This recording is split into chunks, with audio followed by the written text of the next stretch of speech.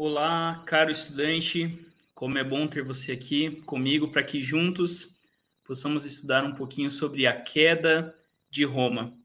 A queda de Roma será o tema da nossa conversa, da nossa reflexão aqui no História de Verdade. Então, para a gente começar a pensar um pouquinho sobre a queda do Império Romano, coloquei essa imagem para você pensar um pouquinho junto comigo. Essa imagem retrata exatamente o sentimento que os romanos, que faziam parte do império, tinham diante das invasões que nós chamamos de invasões bárbaras, mas nada mais eram do que a invasão dos estrangeiros, daqueles que não faziam parte do Império Romano. E para a gente pensar um pouquinho sobre isso, é bom a gente pensar, olhar essa situação a partir dos olhos de quem estava vivendo isso, sentindo isso na pele.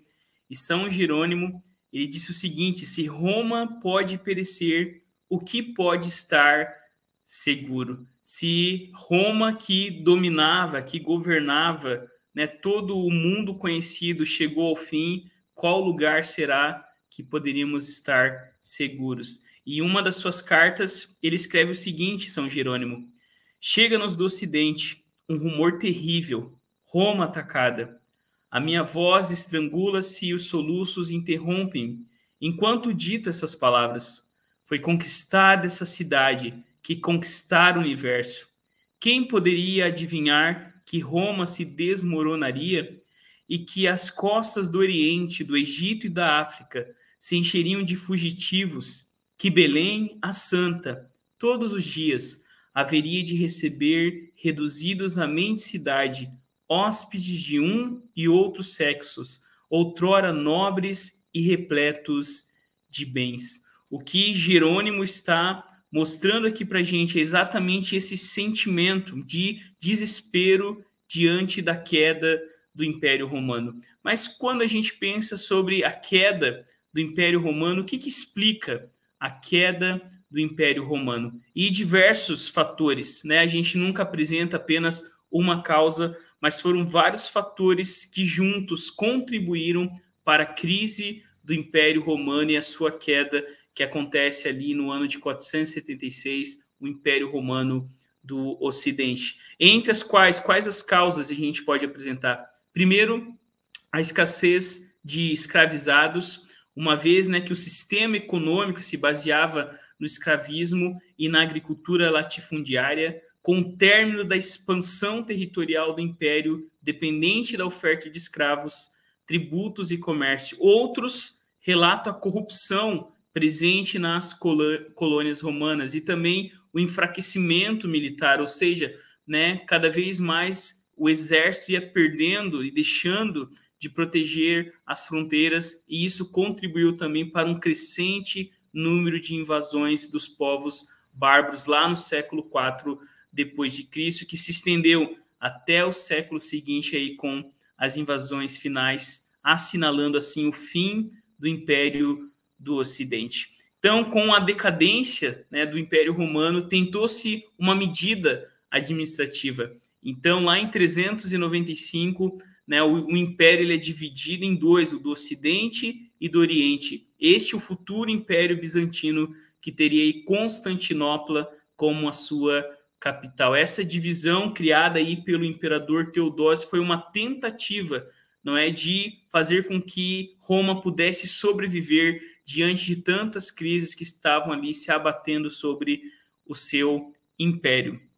O Império Bizantino, não é, que é o Império Romano do Oriente, vai durar ainda mais 1000 anos até a sua queda, né, através dos turcos otomanos lá em 1476. E o Império Bizantino, ele alcança o seu esplendor máximo aí na época de Justiniano, 527, 565 depois de Cristo, né? Esse imperador ele se dedicou, né, a tentar reconstruir o Império Romano, e aí ele tentou uma guerra, né, da reconquista, mas o seu sucesso foi muito efêmero, ou seja, ele não alcançou aquilo que ele desejava. Então, naquele período, a cidade de Constantinopla, uma cidade fortificada, uma cidade que vai aí resistir muitos ataques, ela vai ali se desenvolvendo, crescendo, enquanto, né, o Império Romano do Ocidente está chegando ao fim. Para a gente pensar um pouquinho, Essa imagem aí retrata exatamente a divisão do império entre o Império do Ocidente e o Império do Oriente, esse primeiro chegando ao fim em 476, pelos vários fatores que a gente apresentou aqui, a escassez de escravos, a própria corrupção, o exército que não estava mais sendo, né, bem renumerado e a invasão dos povos estrangeiros. E do lado de cá, a gente tem o Império Romano do Oriente, que teria ali em Bizâncio, sendo transformada depois de Constantinopla, que duraria aí mais 1000 anos, né? Não graças agora aos deuses, mas graças ao Deus que o Império ali vai começar a ter como o único Deus quando o cristianismo se torna primeiro, né, legal e depois se torna a religião oficial do Império Romano. Aqui nós vamos passar brevemente sobre alguns imperadores romanos, começando aí com o primeiro imperador romano, lá em 27 a.C., que foi Augusto. Augusto, também conhecido aí como Otaviano, foi o primeiro imperador de Roma e o fundador do principado que marcou o início do Império Romano. Ele governou de 27 a.C. até a sua morte em 14 depois de Cristo, e é conhecido aí por estabelecer, né, a famosa Pax Romana. A Pax Romana seria essa ideia, né, de que Roma traria paz e sossego, né, entre as suas colônias, entre as suas províncias, e esse período aí marcado pela Pax Romana evidencia e começa aí com Augusto. Outra coisa, no ano 14 depois de Cristo, a gente tem Tibério, que sucedeu Augusto e governou de 14 depois de Cristo a 37 depois de Cristo, e durante o seu reinado ele ampliou aí o território do império e manteve a política da paz relativa do seu antecessor, embora aí o seu governo tenha sido marcado por desconfiança e repressão. Foi durante o seu governo que, por exemplo, Jesus Cristo é crucificado na Palestina, mais ou menos no ano 33 depois de Cristo. Depois nós temos Calígula, 37 depois de Cristo, né, o Caio Júlio César Augusto Germânico, que governou de 37 a 41 depois de Cristo, e ele é lembrado também aí pelo seu comportamento extravagante, tirânico, e o seu reinado terminou de forma muito abrupta, quando foi assassinado por membros da sua própria guarda imperial. Depois de Calígula, no ano 41, nós temos Cláudio, que ascendeu ao poder após o assassinato de Calígula e governou de 41 a 54 depois de Cristo. Ele é conhecido aí por suas conquistas militares, incluindo a conquista da Britânia, e por sua eficiência administrativa. Depois, em 54, a gente tem aí Nero, né, que governou até o ano 68, e é um dos imperadores romanos mais controversos e polêmicos, também conhecido pela sua extravagância, pela perseguição aos cristãos e pelo grande incêndio de Roma em 64 depois de Cristo, pelo qual ele é frequentemente, embora alguns vão afirmar erroneamente, culpado, né? Nero, ele tira sua própria vida e ele diz aí a famosa frase, né, que grande artista morre comigo. Depois que Nero tira sua vida, Vespasiano assume o controle e após um ano de guerra civil aí como o ano dos 4 imperadores, ele restaurou a estabilidade do império, iniciou a construção do Coliseu e o seu reinado marcou o início da dinastia Flaviana. Depois dele, em 79, Tito, filho de Vespasiano, governou até o ano 81 depois de Cristo, e ele é conhecido por concluir a construção do Coliseu e por sua resposta à erupção do Monte Vesúvio, que destruiu Pompeia e Herculano. Tito, enquanto general, também aí foi responsável pela destruição do Templo de Jerusalém no ano 70 depois de Cristo. Depois dele tivemos Domiciano, que era irmão de Tito, que governou até o ano 96, e o seu governo foi autocrático, e ele procurou aumentar o poder imperial, foi assassinado em uma conspiração palaciana, e sua memória foi condenada pelo Senado romano. Depois dele nós tivemos Trajano, que ficou até 117 depois de Cristo, e ele é lembrado como um dos 5 bons imperadores. Ele expandiu o Império Romano até a sua maior extensão, abrangendo aí a Dácia, a Armênia e a Mesopotâmia. Depois dele nós tivemos Marco Aurélio, que é aí um imperador conhecido como imperador filósofo. Até hoje a gente tem a obra aí de Marco Aurélio, conhecida como Meditações de Marco Aurélio, e ele é conhecido aí como esse imperador filósofo que dedicou, né, boa parte da sua vida aí né, e contribuiu muito, né, para o surgimento aí do estoicismo, que foi uma linha filosófica. O seu reinado foi marcado aí por conflitos militares, incluindo as guerras marcômanas contra as tribos germânicas. Depois dele, nós tivemos Diocleciano, né, Caio Aurélio Valério Diocles, foi o responsável pela grande mudança administrativa do Império. Ele instituiu a diarquia e a tetrarquia, pois considerava que aí os talentos de um só homem eram insuficientes para defender o Império. Depois dele, então, em 395, como nós vimos, nós temos a divisão do Império Romano, o Império Romano em duas metades, o Império do Ocidente e o Império do Oriente. Depois, uma outra coisa que vai contribuir aí para a queda do Império Romano são, né, os saques, as invasões dos povos tidos como bárbaros. Em 410, por exemplo, a gente tem aí o saque de Roma pelos visigodos, sob o comando do rei Alarico, né, eles conseguem saquear a cidade de Roma, um evento que chocou o mundo e simbolizou a fragilidade do Império Ocidental. Depois, anos depois, os vândalos também atacam, liderados aí pelo rei Gensérico. Eles invadem e novamente saqueiam a cidade, agravando o estado de calamidade do Império Romano do Ocidente. O Império Romano, então, passou por várias dificuldades a partir do século III, que implicaram seu fim no século V. Estagnação econômica, instabilidade política e enfraquecimento das fronteiras são alguns exemplos. No decorrer do século III, o Império Romano enfrentou um período de crise, ocasionado por diversos fatores, entre eles a diminuição da oferta de mão de obra escrava, fato decorrente do fim da política expansionista de Roma por volta do ano 100 depois de Cristo. A tetrarquia foi desfeita aí pelo imperador Constantino, que transferiu no ano 330 a capital do Império de Roma para Constantinopla, localizada na parte oriental do Império. A parte oriental se tornou mais importante que a ocidental, e isso gerou a separação do Império Romano do Império do Ocidente. Após a morte do imperador Teodósio, em 395, o Império Romano do Ocidente sucumbiu às invasões dos povos bárbaros, sendo o último imperador deposto em 476 d.C. O Império Romano do Oriente resistiu por cerca de 1000 anos, tornando-se conhecido como Império Bizantino.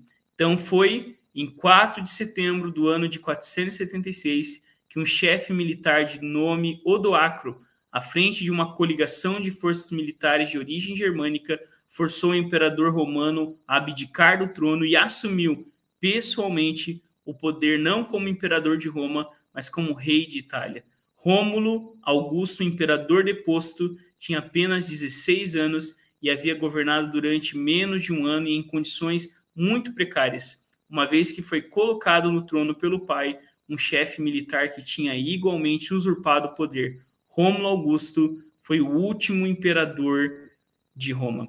Para a gente pensar um pouquinho também sobre a religiosidade romana, algumas informações importantes aí para a gente. Primeiro que a religiosidade fazia parte da cultura romana e o culto dos deuses, né, acontecia tanto no espaço doméstico, ou seja, tanto na vida familiar, quanto também, né, na vida pública, né? Haviam lugares públicos onde os deuses eram cultuados. Nas casas, as famílias costumavam realizar cerimônias em homenagem aos deuses protetores do lar e cultuavam também os seus antepassados. Já na esfera pública, eram realizadas cerimônias em homenagem aos deuses protetores da cidade, do exército, da agricultura e dos governantes. Ainda sobre a religiosidade romana, não apenas os atos políticos demandavam a consulta aos deuses, na verdade, toda a vida dos romanos estava intimamente relacionada a essas entidades e delas dependia a sorte. Outra maneira aí de buscar o parecer divino era por meio do voo dos pássaros. Esse tipo de presságio era tão comum entre os romanos que, segundo a lenda, foi assim que Rômulo decidiu fundar a cidade no topo do Monte Palatino. Quando a gente pensa sobre a história e a queda de Roma, não tem como a gente também não pensar e refletir um pouquinho sobre o cristianismo. até porque o cristianismo ele surge na época do Império Romano, com as pregações de Jesus Cristo, um judeu aí nascido na província romana da Judéia, na região da Palestina. Então, com cerca de 30 anos, Jesus ele compartilha aí os seus ensinamentos com base no amor ao próximo, na igualdade entre as pessoas e na obediência às leis de um único Deus. Os ensinamentos de Jesus e os milagres a ele atribuídos, como curar pessoas doentes, ressuscitar mortos e multiplicar alimentos, atraíram muitas pessoas, principalmente os mais pobres, aí, como os plebeus e os escravizados. A mesma tolerância que era concedida à religião dos povos conquistados não foi concedida aos seguidores de Jesus, que foi condenado à morte, então crucificado. Após a sua morte, os seus discípulos continuaram a pregar as suas palavras e conquistaram muitos seguidores por todo o Império Romano e também externamente. Muitos dos primeiros cristãos foram perseguidos, pois não aceitavam o culto aos deuses romanos e ao imperador. Então, quando a gente pensa no surgimento do cristianismo e por que o cristianismo não gozou da mesma paz que as outras religiões tinham, é exatamente por conta dessa não aceitação do culto a outros deuses e do culto ao imperador. Os cristãos diziam que havia apenas um Senhor e esse Senhor era Jesus Cristo e não César. Deve ter alguma coisa muito especial na água de Roma. De camponeses pobres, eles se transformaram no império que dominou todo o mundo antigo. Quer saber quem foram os romanos e como eles conseguiram tudo isso? Então agora você vai conhecer a história de Roma.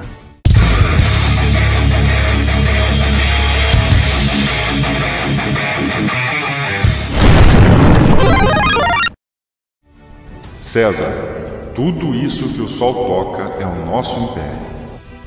Tudo isso que o sol toca. Antes de ser isso aí tudo, Roma era só isso aqui, cercados por esses caras aqui e esses caras aqui. Bom para os latinos que negociavam com os dois. Roma era uma cidade aberta, quase não tinha ninguém, então todo lixo que não prestava para eles e para eles, ia para eles. Qual é a sua profissão, senhor? Assassino. Bem-vindo a Roma, senhor. E o senhor? Ladrão. Bem-vindo a Roma, senhor. Roma cresce, é a maior cidade cosmopolitana do mundo antigo, mas não era só bagunça, eram filhos de Enéas, não o nosso Enéas, esse Enéas, grego, troiano, que fugiu de Troia depois que o cavalinho de Odisseu arrebentou a cidade. Ele teve 2 netos, Rômulo e Remo, que foram amamentados por uma loba, mas o leite não deve ter feito muito bem para Rômulo, que matou o irmão e criou uma cidade para ele, Roma. Mas a história diz que isso é tudo mentira e que os romanos foram uma mistura de 3 povos, gregos, etruscos e latinos. Mas quem liga para a história? Qualquer um gostaria de ter sido amamentado por uma loba. Isso foi épico. Rômulo é o primeiro rei de Roma, depois vem mais 6. E sabe todas aquelas invenções romanas legais?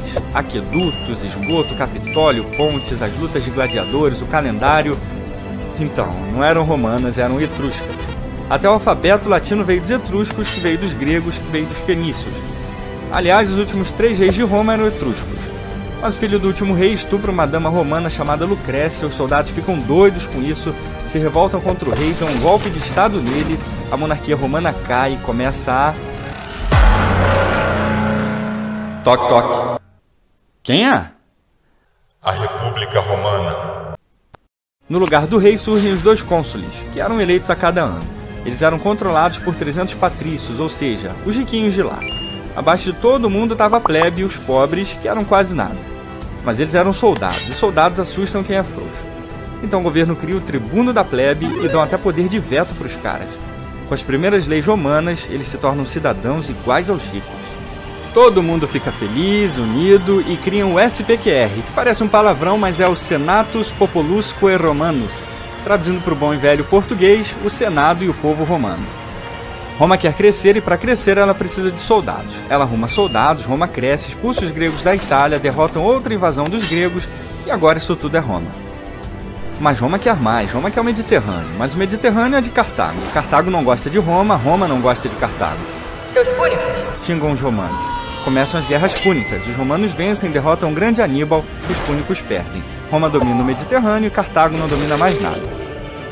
Agora Roma quer a Grécia. Chegam aqui Corinto, quebram os coríntios e dominam a Grécia. Que templo legal, mano. Copia, dizem os romanos. Quem é esse aí? Ele se chama Poseidon, senhor. Copia e muda o nome. E esse aqui? Homero, senhor. Chama alguém para ser ele também. Virgílio! Agora todo mundo queria ser romano e todo mundo podia ser romano. Mas os pobres continuavam ferrados e os ricos continuavam ferrando os pobres. Caio Mário, o general romano, promete liberdade e grana aos pobres. Chega, ele diz. Chega! Os pobres dizem. Começa um século de guerras civis romanas. Na última guerra civil, 2 caras brigam por Roma. Pompeu Magno e Júlio César. Magno conquista um monte de coisas, Júlio César conquista um monte de coisas. Bom para Roma. Júlio César conquista Magno e pega tudo dele. Ele também pega Cleópatra e deixa a mulher mandando no Egito. Volta para Roma cheio de marra. Queria ser imperador e mandar em todo mundo, mas mata um cara que deixou um neto. Ele, Gaius Octavius Turinus, mais conhecido como Augusto. Ele derrota seu último rival, Marco Antônio, que resolve se matar junto com sua amante Cleópatra. Agora Roma tinha um imperador absoluto, e assim nasce o Império Romano com a dinastia Júlio-Claudiana e o século de Augusto. Mas Augusto era esperto, não queria treta com os assassinos republicanos que mataram seu avô, então ele resolve se chamar humildemente de Príncipe Senatus, ou Príncipe Senador. Ele fica de boa, os republicanos ficam de boa, todo o Império Romano fica de boa, e a gente chama esse período de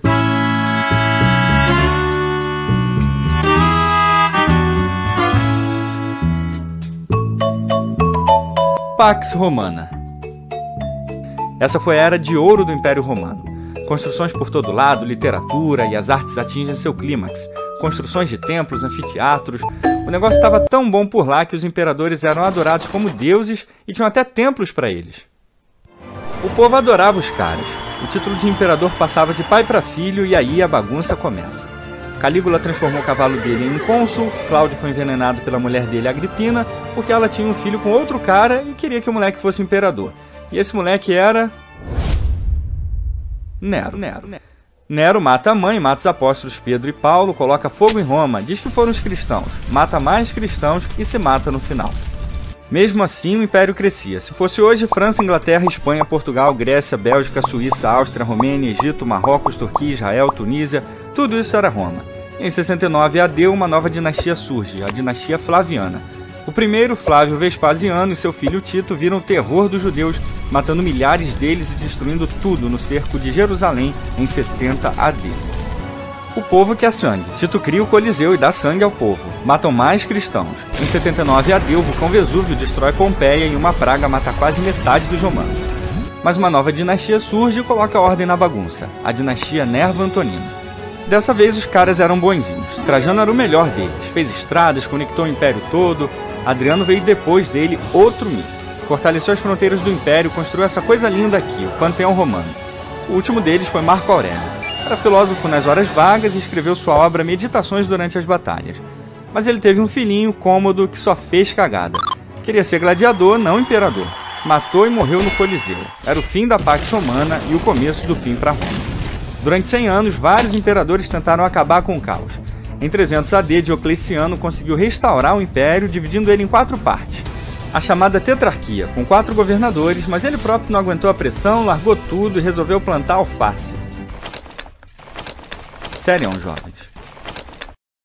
Agora os governadores brigavam para ver quem seria o novo imperador. Constantino vence, acha que Jesus ajudou ele, liberta os cristãos, deixa eles construírem igrejas. Ele cria a nova capital do Império Romano aqui, Constantinopla. Teodósio I queria ser cristão e queria que todo mundo fosse cristão. O cristianismo vira a religião oficial do império, os templos antigos caem, Teodósio cai e o Império Romano cai. Seus filhos dividem o império no meio. O Império Bizantino no leste viveria ainda por 11 séculos.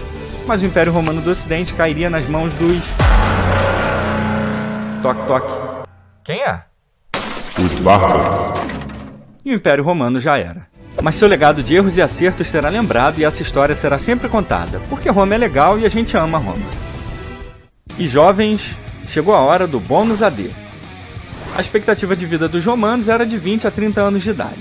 Então, se você tem uns 25 anos, é fã do Império Romano e queria muito viver lá, lembre que você já estaria morto ou quase morrendo agora. Os romanos tinham um deus da flatulência, Créptus, que era invocado quando alguém tinha dificuldades em peidar ou uma diarreia destruidora. O Coliseu de Roma era inundado com águas dos rios para a realização de batalhas navais. Essas batalhas eram os eventos mais importantes, mais famosos até que as lutas dos gladiadores. E é isso aí, jovens. Espero que vocês tenham gostado. A opinião de vocês é fundamental sempre. Então se inscreve aí. Até mais, se cuida e abraço.